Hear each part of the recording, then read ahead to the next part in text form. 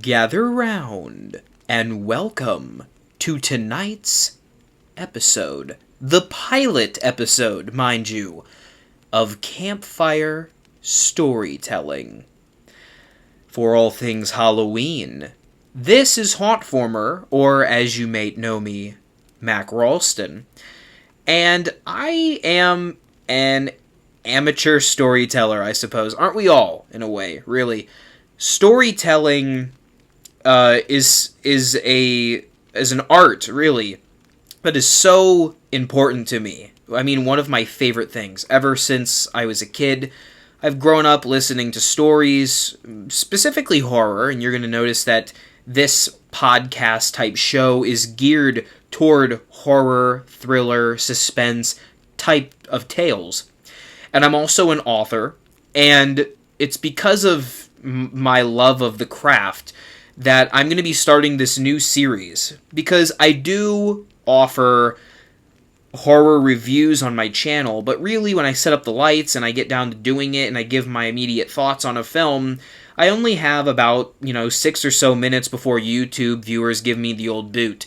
So consider this a long freehand version to really just get all of my thoughts about a particular story, film, what have you, out for you to listen to. So this is obviously going to be a show that is not for everybody, but I do think that if you are into this type of thing, as I am, then you're probably going to enjoy yourself, and I'm really glad that you're here and listening. Tonight, we are going to be talking about Don't Worry, Darling, the all-new 2022 horror thriller film, directed by Olivia Wilde and written by Katie Silberman. I just got out of the theater. In fact, the ticket is still in hand, and I have a lot to say about this movie. And before I even get into the content of the movie itself, because that's really what I want to talk about, because there's a lot of drama behind the scenes. There are political takes on the film, social takes on the movie.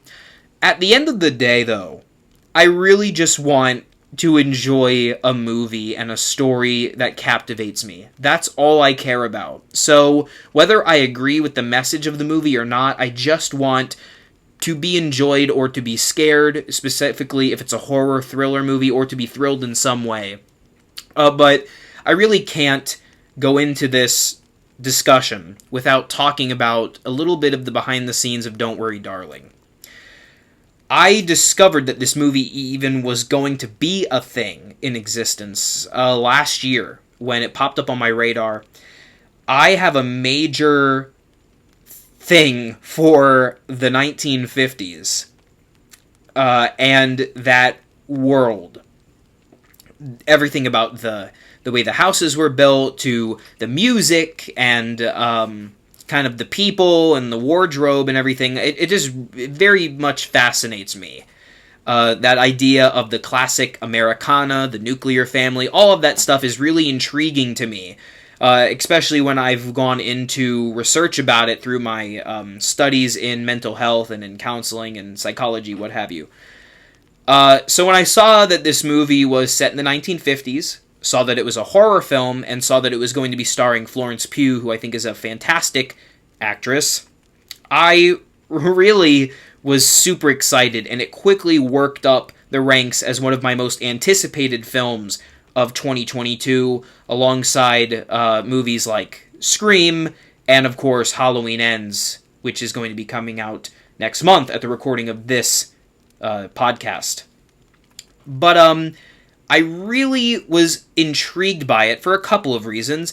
One, I knew that Olivia Wilde was directing it, and she had a very pro-women, pro-feminist kind of stance on the movie, and I was really intrigued to see how she would bring that to the table. I was also interested in seeing how Harry Styles would perform in it. I can't say I'm the biggest fan of Harry. I assume that teenage girls will probably take that trophy from me gladly. I can't say that I dislike the man. I really just don't know a lot about him. I've heard a couple of his songs and what have you, but it's not really my vibe necessarily, but seems like a cool guy. And I also know that Chris Pine was in the movie, And specifically with Chris Pine, I began to uncover kind of this backstory to the behind the scenes of the film itself, and a lot about drama. In the interviews for this movie, he looked like he was not having it. He looked like he wanted to die inside. And it was honestly a little funny to me because, you know, there's always some juice usually with behind the scenes in films. And so I was just really curious as to what the beef was all about. I've also heard that Florence Pugh hasn't been promoting this movie on her social media, so it seemed like she wasn't proud of the final result of the project. And so, with all of those reasons, on top of Olivia Wilde being very quick to pass off criticism of the movie, there was a whole backstory with Shia LaBeouf suggesting changes to the script, which is what I'm mostly going to be talking about. And her refusal to do so really does make this an interesting case study in the world of movies. I know that this movie was produced by New Line Pictures, what have you, the originators of Nightmare on Elm Street, of course. Shout out to the great Wes Craven. And it was going to get a wide release through Warner Brothers, so it obviously had high potential, high stakes. I was just looking forward to seeing this 1950s setting and kind of some kind of thriller-esque story. Now, about a week, maybe 2 weeks ago, from the time when I saw the movie, which this is the opening premiere night, technically the Thursday night, I've heard nothing but, bad things about this movie. It currently holds a 35% rating on Rotten Tomatoes, a 6 out of 10 on IMDb, and a 48% on Metacritic. And, say what you will, I don't always pay attention to the critics. I do think there is some truth to film criticism. While it's maybe not the whole truth, it's part of it. The audience score is definitely a lot higher than the critical score, and that's usually the trend we see with a lot of these types of thriller movies, but c'est la vie. I say all that to say it's been a mixed bag of criticism. And even as I've left the theater, I do feel a bit conflicted. My overall consensus is, Don't Worry Darling was a really great first draft of a script, and it stopped there. The train stopped there. And my biggest question for both Olivia Wilde and Katie Silberman is why they didn't continue evolving this idea and stuck with the first draft. I'm assuming that obviously there were multiple drafts to the script, but it feels like a first draft in the sense of there are a lot of plot holes and issues with certain continuity for character development. Now, it is possible that some of this could be due to editing, and the final edit of the movie didn't reflect the screenplay in its entirety, which is a thing, and that's unfortunate, but it seems like it is the fault of the filmmakers and perhaps not the studio. At least that's what it seems like to me. Katie Silberman, who is the screenwriter, and I think she might have been a producer on the movie, did write Set It Up, which I'm not familiar with that movie, Booksmart, which was Olivia Wilde's first movie, kind of a coming-of-age type of drama, romance, maybe a little bit of comedy, and, of course, Don't Worry, Darling. So, not a ton of horror to her credit. This movie definitely feels like an episode of Black Mirror, and maybe a little bit of The Twilight Zone in there, more so with the twist than anything else. And I say that to preface that I will be spoiling the movie in just a moment. So if you don't want spoilers, I recommend you stop here. I'm going to give a brief rundown of the plot, jump into the spoiler, and jump into my criticisms, because I can discuss my criticisms without spoiling the movie, but I feel like to better explain myself, I'm going to have to. What am I trying to say? For simplicity's sake, just to not beat around a bush that needs not be beat around. So the basic plot is you have Alice, played by Pugh, and Jack, played by Stiles. They live in this kind of idealized community. called Victory, which is this experimental project which we don't really know a whole lot about. It's this 1950s kind of city. It's a cul-de-sac, really, on this street. They live with a lot of their friends and neighbors, some of which have children, some of which don't. Alice and Jack don't have children, but they discuss plans of having a child, perhaps. Every day, the husbands go off to work, and the women stay home and cook and clean, wait for the husband to get home. And everyone is overly sexual in the movie, and I'm not sure if that was a heightened thing, but it clearly wasn't really done for comedic purpose or for like a I'm trying to think of the right word. What I can best say is the movie lacked kind of the humor style I was expecting from this type of movie. A great example of a movie that really encompasses the happy-go-lucky kind of vibe that you'd get from watching films of the 1950s or product commercials of the 1950s is a movie like Parents, the 1989 horror film starring Randy Quaid. It's a movie that doesn't take itself too seriously, offers that goofy kind of 1950s style, but pokes a dark-spirited poke at the era to show things that the filmmakers are trying to point out. And I thought that was going to be the case here. It's not really. The movie is very serious. And I think it's to its detriment. It wants so badly to be taken like Midsummer. And if I had to describe what I'm talking about, I would say there are sequences that cut to ballet dancers. If you've seen the movie, you know there's brief scenes of ballet. There are random flashes of women dressed in 1950s attire, similar to someone you'd see in perhaps a movie like Eraserhead, all dolled up with the hair and the dress. Kind of random flashes of these images. And you're not really sure of why. There's also weird kind of like tribal ambient music throughout the whole movie. Again, reminding me of Midsummer or perhaps a movie like Get Out. And while on the subject of Get Out, I should say that I felt like the thematic reason for the film to exist or operate in that way is to basically be the Get Out for women. If this makes sense, I'm mansplaining you for this movie, but I have to explain myself. Basically, what Get Out did for Black and African American people, Black people in America especially, is what I want to think Olivia Wilde was attempting to make this movie about for women. But whereas Get Out lands in its themes and what it's trying to convey to the audience, this movie was very muddled in its approach, and it didn't get the point across to me. Now, I'm not necessarily someone who agrees with the whole men bad thing, and I'm not saying that every person who has more progressive values thinks that way. I'm merely just saying that there are scenes in this movie where they say, these men are bad, these men rule the world, men stupid. I mean, there is a moment where a character says, stupid man.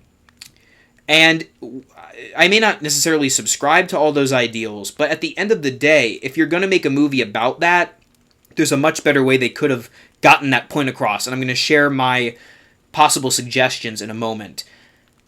To make a long story short, though, the twist of this movie is this seemingly perfect paradise in the 1950s is not so. The movie is actually a present-day movie. Harry Styles notices that Florence Pugh is coming home late from work every day. She works at a hospital as a nurse, and she's very tired and doesn't have a lot of time for him. She goes to bed rather quickly, as you would when you work a late job, no matter who you are, man or woman or anyone. And he kind of gets tired of it and decides that perhaps there's another way. And of course, he stumbles across this, in Olivia Wilde's kind of words, Jordan Peterson-esque character, played by Chris Pine, whom offers up this virtual reality type of world, kind of like the Facebook meta thing that's kind of popular right now, that whole idea of like living in this fantasy world, and they can go there. Florence Pugh doesn't have to work. She can stay at home as a housewife, more or less 1950s style, while Harry Styles goes off to do real world work, provide the money, and come back. There are a lot of plot holes throughout the entire movie, and I spoiled the ending of the movie really because you have to see the movie to get what I'm talking about. But in a world where it's really quite easy to write setups and payoffs in your script, I feel like this movie lacked a lot of them and lacked any final punch to really get the theme of the movie across, because I'm still unsure of what the theme of this movie was supposed to be. I'm trying to think of where to start, in fact, of how to break down this movie.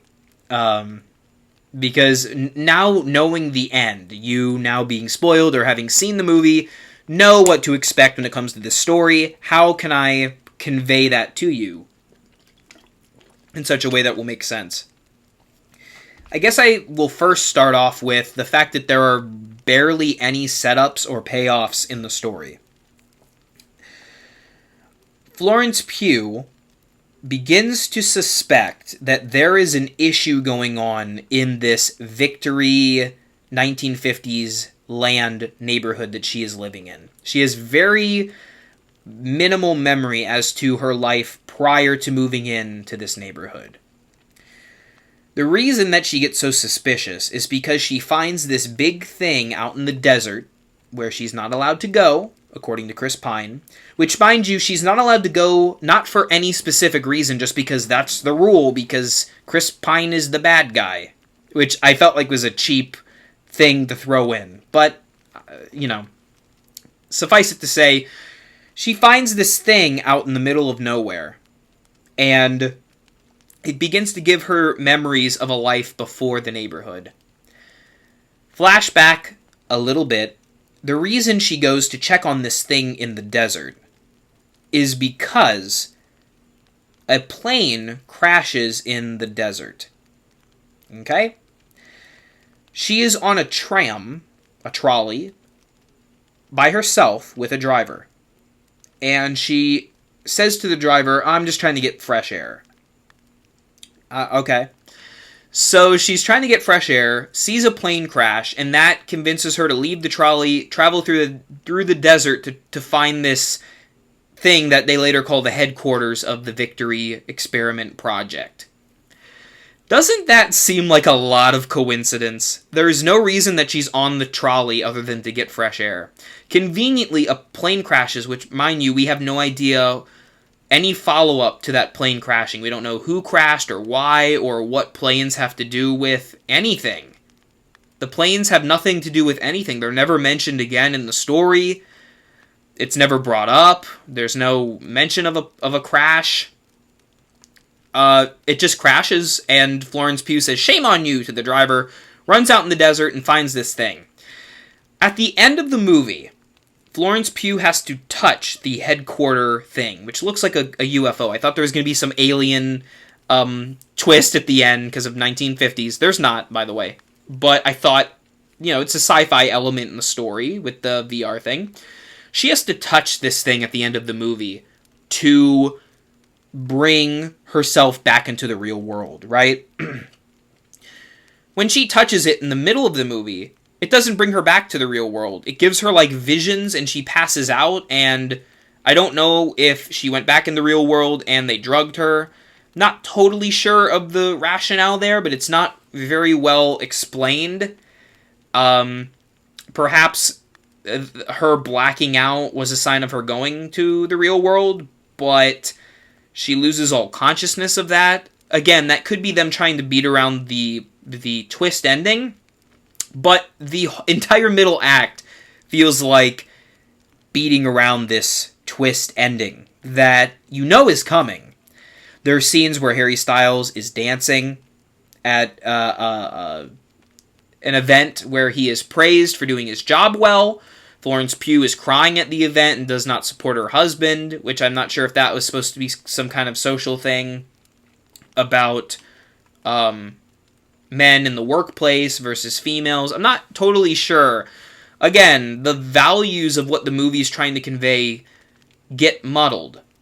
But when Florence Pugh touches that thing, there's no explanation as to where she goes. She just kind of wakes back up and starts over again. But at the end of the movie, when they brainwash her a second time, apparently, she gets out of a car and is welcomed back home. At this instance in the movie, the first time she touches the headquarters, she just wakes up in the bedroom. So it's not really made apparent what went on there, or how she got back home, or if she woke up in the real world. It's not really well conveyed, and I feel like that's just to hide the gotcha moment of the plot twist, but it is at the sake of the storytelling, and I felt like that was disappointing as something to do to the audience, because we want to see those moments. We definitely want to see those moments. So Florence Pugh wakes up, and she knows something is off about this town. What does she do about it? She hosts a dinner party with her husband to confront Chris Pine that he is lying to them. Is not sure of why, but accuses him of lying. And Chris Pine at this point is saying, well, she's having some kind of manic episode, because, mind you, there's another woman previously mentioned in the movie who has an episode and commits self-killing. I don't know if I can say it here on YouTube, but you know what I'm referring to. Commits this act, and Florence Pugh, Alice, is devastated over it, as you would be for a friend. But in this scene, when Florence Pugh is yelling at Chris Pine is composed and seems to be very rational, whereas Florence Pugh is lashing out at him with no hard evidence that he's done anything other than saying he's lying to you. And to me, it made her character feel sloppy, like she didn't think her plan through. And to me, when you have this female-led movie, right, and the villains are men, and clearly that's a point that Olivia Wilde and Katie Silberman are trying to get across, and I'm not poking at that plot, I'm just stating it as they're trying to convey it. It makes your female lead characters seem like they're incompetent to figure out this mystery. And to me, that's very detrimental to a film that is supposed to have a feminist angle on it. It doesn't make a whole lot of sense. On top of that, you find out toward the end of the film that Harry Styles was putting Florence Pugh's character, Alice, into this world so that she could enjoy herself. He thought that she liked being in this world and not having to work. So to me, Harry Styles didn't come from a place of selfishness, but rather genuine care for his wife. And yes, he lied to her, which does make him an antagonistic character to Alice, but at the same time, his motives, his rationale for doing it seemed, at least in his mind, rationalized, whether or not it was to Florence Pugh. And the audience, I feel like, would pick up on that. And the same thing goes for Chris Pine. Chris Pine's character, I'm not sure of his name off the top of my head. What is it? It's like Frank? I don't remember. Point being, Chris Pine offers this opportunity to all different types of people. In fact, Olivia Wilde plays a heavy cameo in the movie as this woman who lost her kids, you find out at the end of the movie, in a car accident, or some kind of accident, and uses this VR world to live with her kids, which, mind you, she doesn't really pay a whole lot of attention to these VR kids. She smokes cigarettes in her lawn chair and, dismisses them when they get off the school bus and lets Florence Pugh play with them, which to me doesn't feel like a proper way to write a character that has children that are dead in the real world. I feel like she'd be smothering them with love. Didn't make sense when you think about it. But what I'm saying is, Chris Pine offered this opportunity to a woman in this world.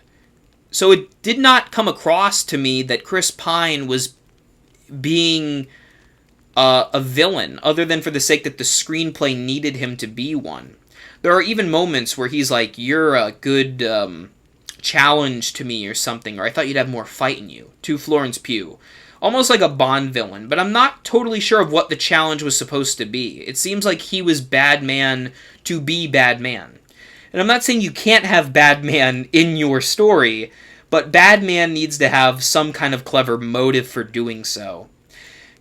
Even the wife of bad man Chris Pine, in the dinner scene, stands up for her husband and says, "You do not put my husband down like this, Florence Pugh. You know, I'm going out to the car. You invited us over and you treat us like this."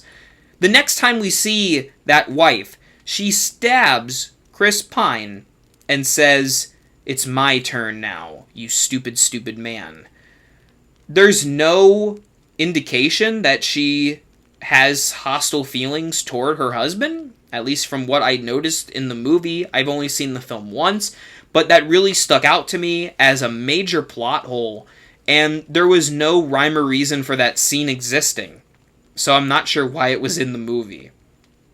But going back to the male characters, I want to offer a few alternate ideas to make these guys more villainous.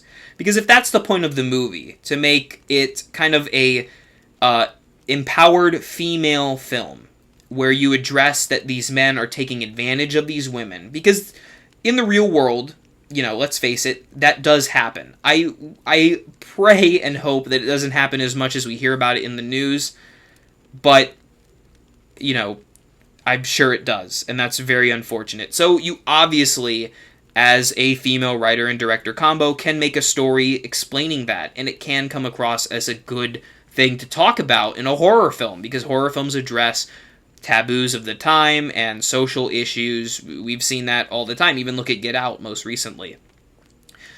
Some possible ideas of what to do.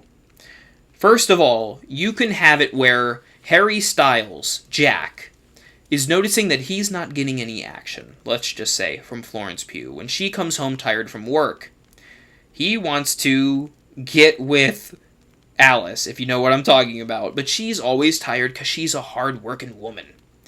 What if he uses this VR world that Chris Pine invents as a way to basically have her as a slave in this world, not really loving her, but using her, exploiting her when he comes home from work to do whatever he pleases with her, kind of making her subject to whatever he wants, making him almost this abusive type of character. And in my eyes, really pointing a light on a lot of the people that might be going to this film to see Harry Styles because they think he is an attractive guy, and really turning the table, saying just because a man seems like he's a nice guy or looks like it on the outside doesn't mean he can't have this dark inside. Also, other alternative possibility is that Chris Pine and all of the men use these women to their advantage. Maybe there's a scene when they all drive off in their cars in the morning to go to work, quote unquote. They go to this like laboratory type of area where this victory project is happening. And rather than working, what they're doing is watching their wives at home, seeing what they're doing. Maybe they're talking to each other and saying, "Oh, I like your wife. Perhaps we'll brainwash her and I'll get her next week." Maybe they're swingers, trading wives. Something to make these male characters seem sleazy or corrupt or abusive in some way, to really make the women have an angle against them. Because as it stands, I feel like these men weren't vicious enough to warrant them to be major villains in a horror movie. Yeah, Harry Styles' character lies to his wife and puts her in this fake reality. I understand that that is a major concern. But warranting her to immediately kill him by smashing his head with a glass seems like it's something they should have discussed first, and it really was like a brief argument of yelling back and forth with no real resolve on either of their ends.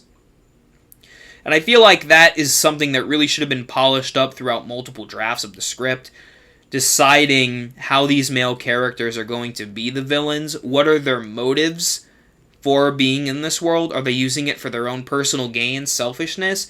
Because it seems like Chris Pine was offering opportunities to help women in this world, such as Olivia Wilde's character to reunite with her children, and Harry Styles wanted his wife to have an easier, more luxurious life in this fictional 1950s era world.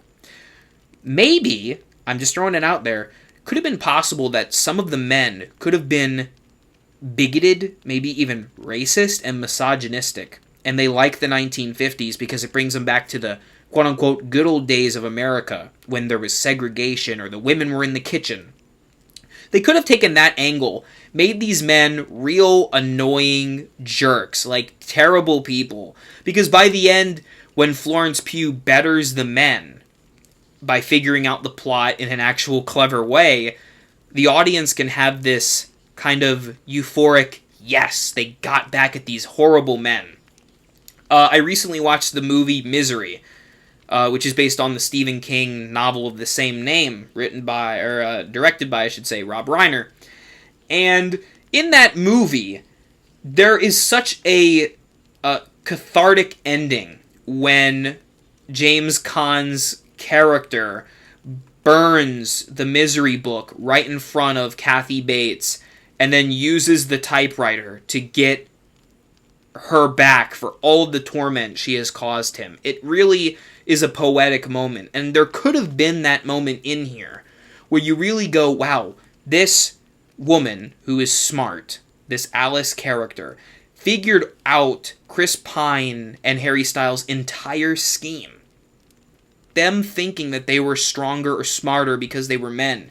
She figured it out and bettered them and took them down. To me, that is an empowering story, and an interesting one at that. But instead, what we get is lazy writing attempts to have a half-baked story that really doesn't make a whole lot of sense and sags heavily in the middle act just to get to the last 15 minutes of a twist, which I think could have encompassed really the later half of the film. The later half of the movie should have been Florence Pugh discovering this antagonistic plot, whatever it was supposed to be, with this world that she's living in, and getting back at them in the real world somehow. Maybe getting them arrested or killed or whatever. Because that opens a whole other plot hole that I want to talk about, is the ramifications in the real world. We know that people are dying in the story. We know that in this VR world, there is a woman, I believe her name was Margaret, who commits, something. Let's just say it's not good on her end.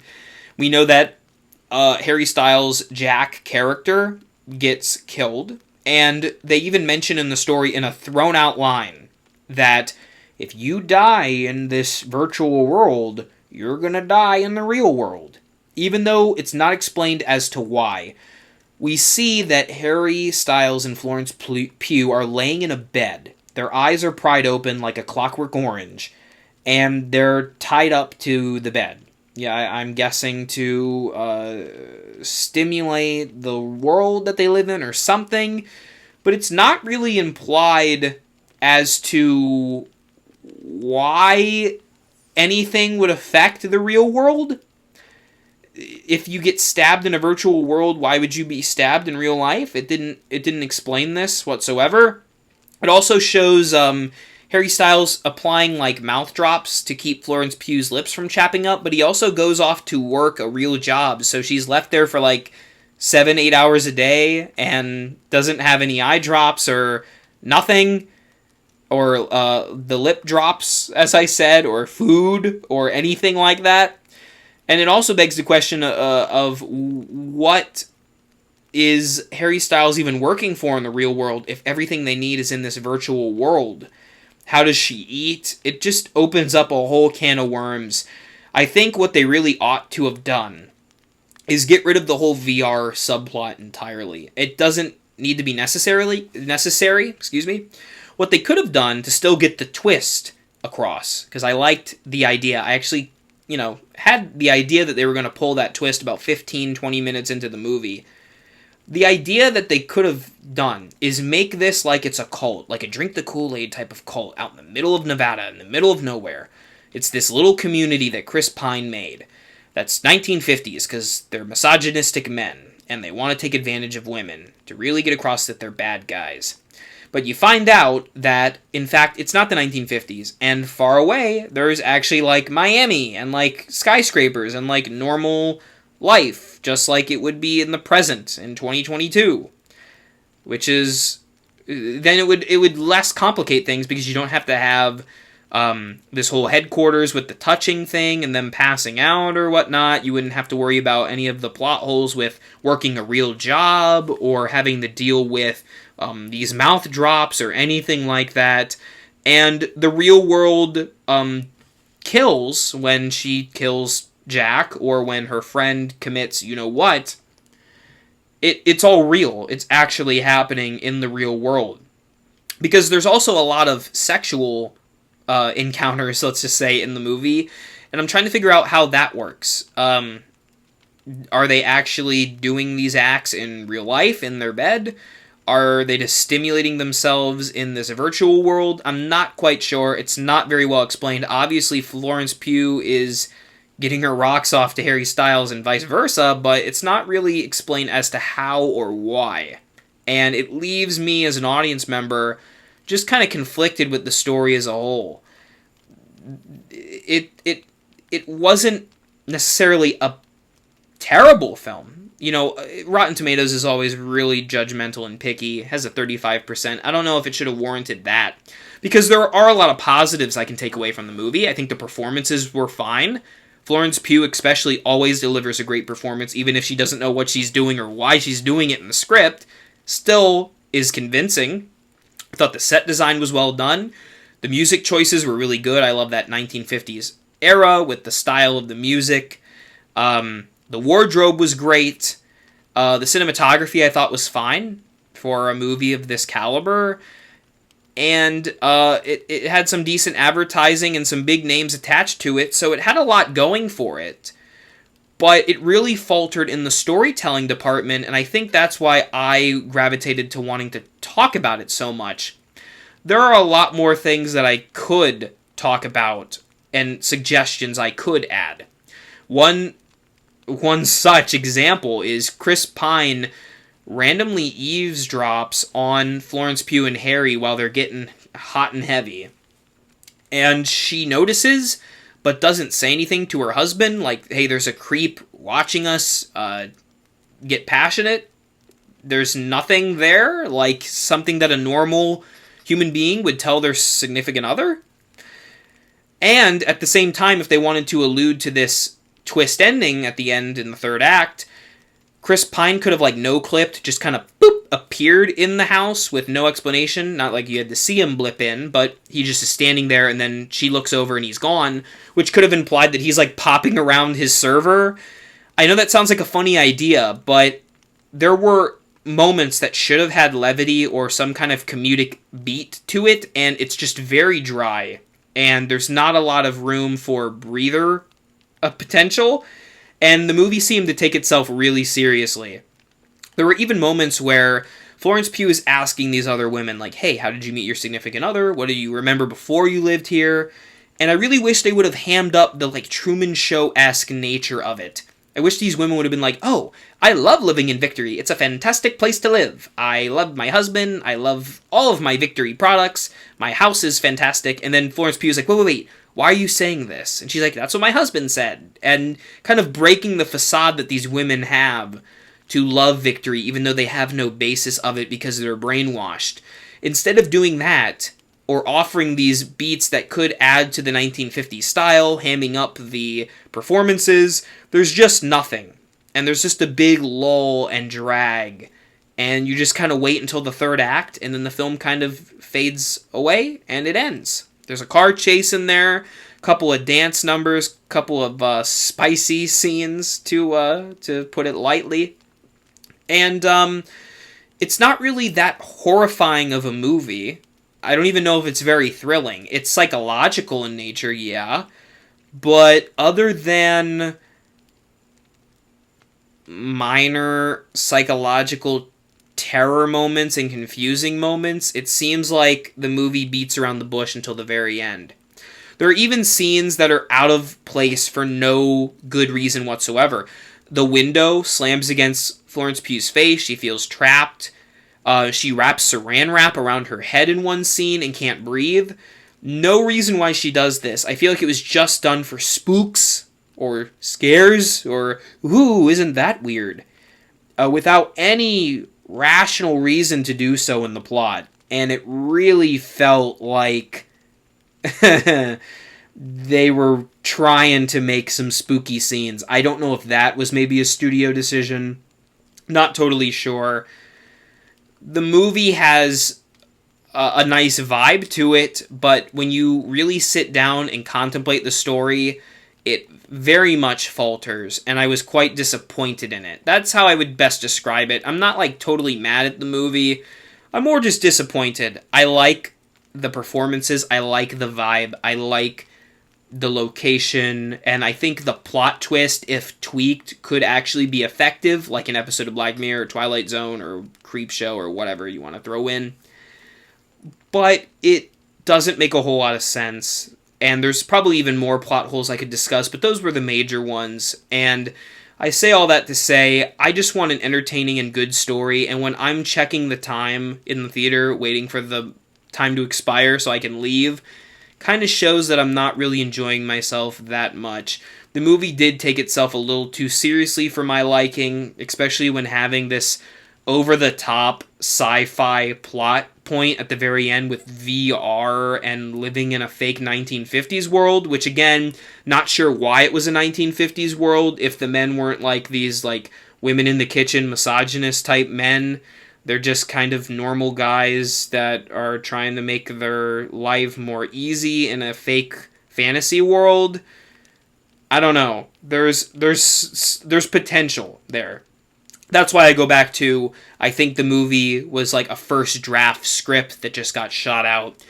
In no way am I saying that Katie Silberman's a terrible writer and she should stop. I always think writers should keep writing, keep improving. I can point the same finger at myself. I've read a lot of my works and have tweaked an awful lot. But for a movie that you know is going to get so many eyes because of the names attached to it, I really wish they would have taken more time to address these things in the plot and flesh it out even more so. So with all of that being said, that was a lot. That was a mouthful of things to say about Don't Worry Darling. Can I recommend it? As a case study, yes. As an actual movie, I feel like it's a little too stale in the middle to justify waiting for the twist. And the twist, if you thought about it for even 5 minutes, doesn't make a whole lot of sense. There aren't really any major ramifications for anything. Florence Pugh just escapes a fantasy world that really wasn't, like, terribly hurting her in any way. It didn't show like she was fired from her job or anything at the hospital. Just kind of shows she was sleeping in her bed and they were just living in a fantasy. Thought there could have been more to it. It kind of had this free guy possessor mentality that I can think of recent movies, at least of late. Kind of this wannabe Jordan Peele thing with a hint of Cronenberg, but not a lot of the subtle nuance that you would expect in a movie from those types of people. To Olivia Wilde and Katie Silberman and the rest of the crew, I wish you the best in your future endeavors, but at this rate, maybe, I haven't seen Booksmart, but maybe they should stick to that as opposed to doing these very high-concept thriller movies. With that being said, this has been Campfire Storytelling. I have been Mac Ralston, also known as Hauntformer. I hope you've enjoyed. Leave your thoughts in the comments below. Did you enjoy Don't Worry Darling? Did you not? I want to hear from you. Thank you again for watching, and remember, for all things Halloween, this is Hauntformer.